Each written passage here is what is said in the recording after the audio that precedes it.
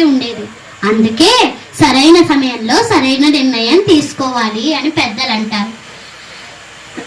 శరీరంలో జీవన శక్తి తగ్గినప్పుడు సాధన భజన చేయలేరు. అందుకే చిన్న వయసు నుండే భగవత్ సేవ చేయాలి. లేదంటే తర్వాత శరీరంలో కాల్షియం లేకపోవటం వల్ల దేవాలయాలకు పవిత్ర ధామాలకు రాలేరు. జీర్ణశక్తి తగ్గడం వల్ల ఏకాదశి జన్మాష్టమి ఉపవాసాలు చేయలేరు.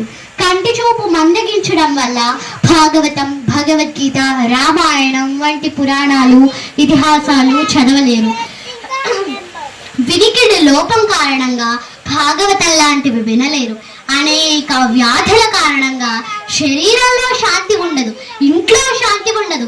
స్నేహితులు బంధువులు అందరూ వదిలి వెళ్ళిపోతారు. అప్పుడు ఆ కప్పలాగా ఈ ప్రపంచంలోని వేడి అగ్నిలో కాలిపోయి బూడిదగా మారాలి. కాబట్టి అవడు భౌతికేంద్రియ ప్రేరణలను సహింపగలుగునో కామ క్రోధముల తీవ్రతను నిరోధింపజాలునో అతడే దివ్య స్థితి అందున్నట్టి వాడై ఈ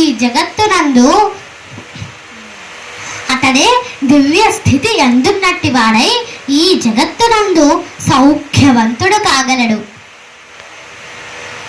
యతేంద్రియమనో బుద్ధి మునిర్మోక్షపరాయణః విగతేచ్ఛాభయ క్రోధః యస్సదా ముక్త ఏవ సః.